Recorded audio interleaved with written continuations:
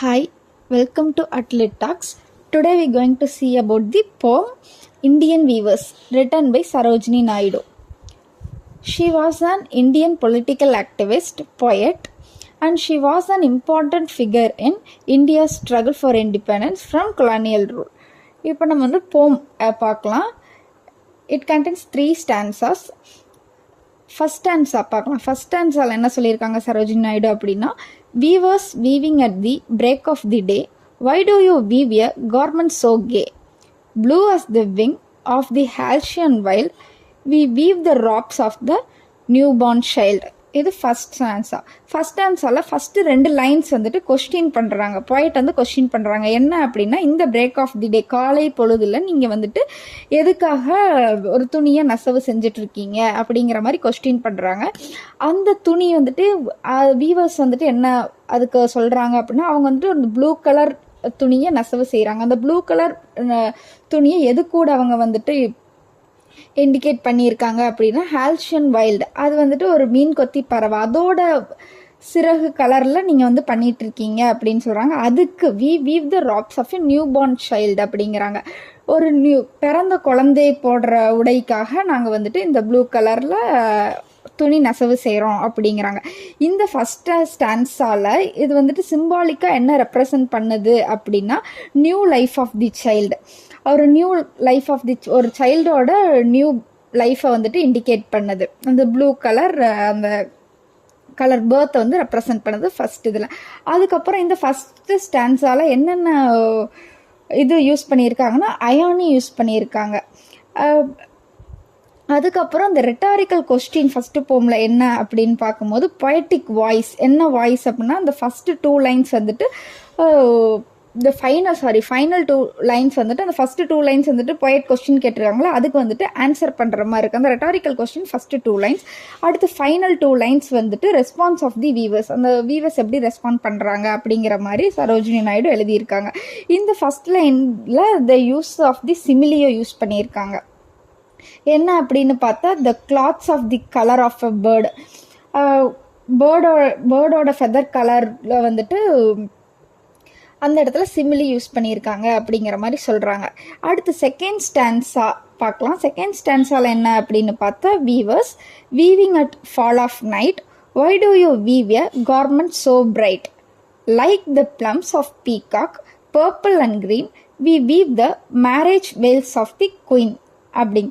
இந்த செகண்ட் ஸ்டான்ஸால் என்ன சொல்கிறாங்க அப்படின்னா வந்துட்டு, இந்த ஃபால் ஆஃப் நைட் அப்படிங்க என்ன சொல்ல போகிறாங்கன்னா, சன் வந்து செட் ஆகிற டைம், அப்படி அந்த டைமில் நீங்கள் வந்துட்டு இப்படி ஒரு பிரைட்டான துணியை எதுக்காக நெய்கிறீங்க, நெசவு செய்கிறீங்க அப்படிங்கிற மாதிரி கொஸ்டின் பண்ணுறாங்க, பொயட் கொஸ்டின் பண்ணுறாங்க.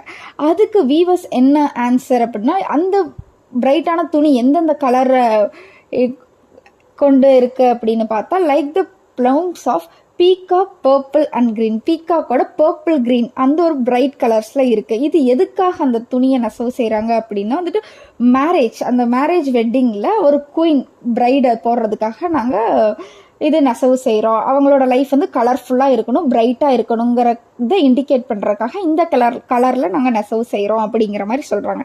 இந்த ஸ்டான்ஸால் வந்துட்டு எதை ரிமைன் பண்ணுறாங்க அப்படின்னா, process of weaving one paste அந்த ரிப்பிட்டேஷன் இதில் என்ன வருது அப்படின்னு பார்த்தா, த பொயட் சிமிலியை யூஸ் பண்ணியிருக்காங்க. Awake the image of a bird, அந்த இமேஜ் ஆஃப் தி பேர்ட், பீகாக்கோட இமேஜ் வந்துட்டு அந்த இடத்துல பீகாக்னு சொன்னாலே அதோட இமேஜ் வந்துட்டு வருது, அது சொல்லியிருக்காங்க.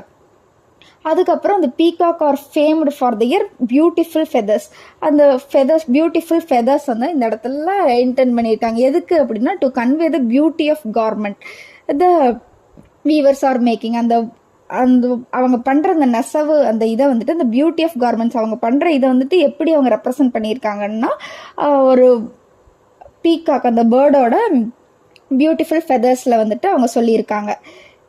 இப்போ தேர்ட் ஸ்டான்ஸா பார்க்கலாம். தேர்ட் ஸ்டான்ஸால் என்ன சொல்கிறாங்க அப்படின்னா, weavers weaving solemn and still, what do you weave in the moonlight chill, white as a feather and white as a cloud, we weave a dead man's funeral shroud, அப்படின்னு இந்த 3 ஸ்டான்ஸாஸில் last ஸ்டான்ஸாக இப்போ நம்ம பார்க்க போகிறோம்.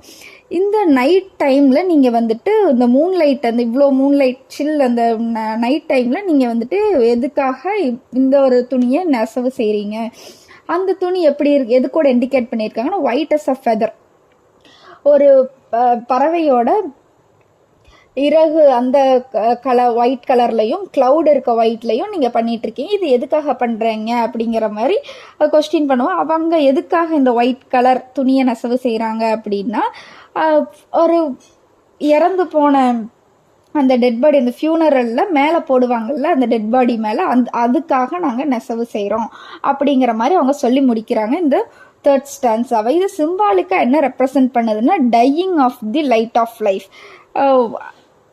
கடைசி முடிவில் சொல்கிறாங்க.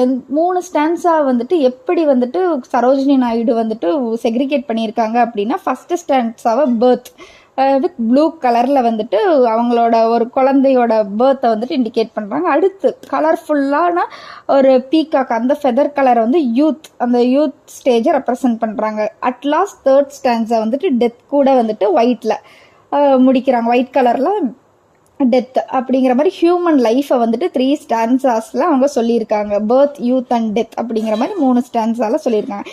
இப்போ வந்துட்டு இந்த போயமோட ஸ்ட்ரக்சர் எப்படி அப்படிங்கிற மாதிரி பார்க்கலாம். இந்த poem is written in 3 quatrain.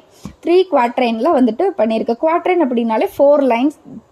இந்த ஸ்டான்ஸா கண்டெய்ன்ஸ் 4 லைன்ஸ் அப்படிங்கிறது ட்ரெயின் நம்ம சொல்லுவோம். இது எத்தனை ஸ்டான்ஸா இருக்கு? 3 ஸ்டான்ஸாஸ் இருக்கு. அதனால இதோட ஸ்ட்ரக்சர் எப்படி அப்படின்னா 3 குவாட்ரைன்ஸ் அப்படிங்கிறாங்க. இதோட ரைம் ஸ்கீம் என்ன அப்படின்னு பார்த்தா ஏஏபிபி. அதை நீங்கள் அந்த இது படித்து பார்க்கும்போது உங்களுக்கு தெரியும், ஏஏபிபி அப்படிங்கிற ஒரு ரைம் ஸ்கீமில் தான் இது வந்துட்டு அமைஞ்சிருக்கும். ஃபஸ்ட்டு ஸ்டான்ஸால் பார்த்தீங்க அப்படின்னா break of the day, garment so gay, அப்படி அது வந்து ஏஏ. அடுத்து வைல்டு, நியூ பார்ன் சைல்டு, அடுத்து பிபி. இது ஃபர்ஸ்ட் ஸ்டான்ஸால ஏஏபிபி. அதே மாதிரி செகண்ட் ஸ்டான்ஸால fall of night, garment so bright, A A பேட்டர்னில் வந்திருக்கு. அடுத்து purple and green, veils of a queen, B B பேட்டர்னில் இருக்குது. அதுக்கடுத்து 3rd ஸ்டான்ஸால பார்த்தீங்க அப்படின்னா solemn and still, moonlight chill, A A. அதுக்கப்புறம் white as a cloud, funeral shroud, அடுத்து பிபி. இந்த 3 ஸ்டான்ஸாலையுமே ரைம் ஸ்கீம் எப்படி சொல்லியிருக்காங்க அப்படின்னா ஏஏபிபி ரைம் ஸ்கீமில் சொல்லியிருக்காங்க. இதுதான் வந்துட்டு ஸ்ட்ரக்சர் ஆஃப் போம் த இண்டியன் வீவர்ஸ். அடுத்து என்ன அப்படின்னு பார்த்தா இந்த சிக்னிஃபிகன்ஸ் ஆஃப் தி பேர்ட்ஸ். எல்லாத்துலேயுமே ஒரு பேர்டை தான், ஒரு ஃபெதர் பேர்டை தான் அவங்க இண்டிகேட் பண்ணியிருக்காங்க. அதோட இம்பார்ட்டன்ஸ் என்ன அப்படின்னு பார்த்தா, birds are importance as the reflect the stage of life. ஒரு ஸ்டேஜையும் வந்துட்டு ரெஃப்ளெக்ட் பண்ணுற மாதிரி ஒரு பேர்ட்ஸை வந்துட்டு சரோஜினி நாயுடு சொல்லியிருக்காங்க.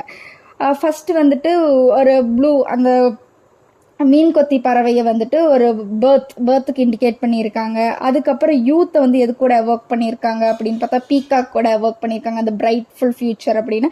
3rd வந்துட்டு சிங்கிள் ஒயிட் ஃபெதர் கூட வந்துட்டு அந்த டெத்தை, அட்லாஸ்ட் அந்த டெத்தை வந்துட்டு அந்த ஆப்சன்ஸ் ஆஃப் அ பேர்டு அப்படிங்கிறது வந்துட்டு ஒரு சிங்கிள் ஒயிட் ஃபெதரில் வந்துட்டு சொல்லியிருக்காங்க. அந்த ஃபஸ்ட்டு 2மே வந்துட்டு உயிரோட பறவையோட ஃபெதர்ஸ் வந்துட்டு இண்டிகேட் பண்ணியிருந்தாங்க. அட் லாஸ்ட் அந்த டெத்தை வந்துட்டு எப்படி இந்த 3rd ஸ்டான்ஸால் எவ்வளோ அழகாக சொல்லியிருக்காங்க அப்படின்னு பார்த்தா, the absence of the birds save a single white feather. ஒரு ஒயிட் ஃபெதர் மட்டும் நீங்கள் பார்த்துருப்பீங்கல்ல, அது ஒரு உயிரில்லாத ஒரு இது, டெட் ஃபெதர். அந்த ஒயிட் கலரை வந்துட்டு சரோஜினி நாயுடு வந்துட்டு ஒரு சிக்னிஃபிகன்ஸாக காட்டி இருந்திருப்பாங்க. அதுக்கப்புறம் இந்த போமோட டோன் என்ன டோன் அப்படின்னு பார்த்தா, இது லார்ஜ்லி வந்துட்டு ஹோப்ஃபுல் இன் இட்ஸ் டோன். என்ன அப்படின்னு பார்த்தா, இது இந்த டோன் எதை பற்றி டீல் பண்ணுது அப்படின்னா, dealing with issues around human morality. Human மொராலிட்டியில் இருக்க இஷ்யூஸை தான் வந்துட்டு இந்த டோன் வந்துட்டு சொல்லுது அப்படிங்கிற மாதிரி சரோஜினி நாயுடு யூஸ் பண்ணியிருக்காங்க இந்த டோன். அதுக்கப்புறம் மெசேஜ், இந்த இந்தியன் வீவர்ஸ் என்ன மெசேஜ் கொடுக்குது அப்படின்னு பார்த்தா, இந்த போயம் ஸ்பெசிஃபிக்காக ஒவ்வொரு போமும் ஒவ்வொரு மெசேஜ் சொல்லும்ல. இந்த போயம் என்ன மெசேஜ் சொல்லுது அப்படின்னு பார்த்தா, வி ஷுட் செரிஷ் லைஃப். நம்ம வந்துட்டு லைஃப்பை வந்து செரிஷ் பண்ணி இருக்கணும். ஏன்னா இது வந்துட்டு இட் இஸ் அல்டிமேட்லி ப்ரீஃப், ரொம்ப கம்மியான இது தானே தவிர இதை வந்து நம்ம இருந்தாலுமே நம்ம செரிஷ் பண்ணி இருக்கணும் அப்படிங்கிற மாதிரி வந்துட்டு சொல்கிறாங்க. This brevity not need to be sad. ரொம்ப சேடாக இருக்கணுங்கிற அவசியம் கிடையாது. நம்ம வந்துட்டு செரிஷ், நம்ம லைஃப் வந்துட்டு செரிஷாக இருக்கணும். As each individual life form a part of metaphorical of human experience அப்படிங்கிற மாதிரி சொல்கிறாங்க. அதுக்கப்புறம் இந்த மாதிரி சிமிலர் poetry சரோஜினி நாயுடு இந்த இந்தியன் வீவர்ஸோட சிமிலராக வந்துட்டு எத்தனை போம் எழுதியிருக்காங்க அப்படின்னு பார்த்தா இந்த பஜார்ஸ் ஆஃப் ஹைதராபாத் இது எழுதியிருக்காங்க, the gift of India, carpet weavers, அதுக்கப்புறம் த ஒன் ஹூ கோஸ் அவே, இதெல்லாமே வந்துட்டு இதோட சிமிலர் பேட்டர்னில் இருக்க போயம். ஓகே, ஏதாவது டவுட்ஸ் இருந்துச்சுன்னா கமெண்ட்ஸ் பண்ணுங்க.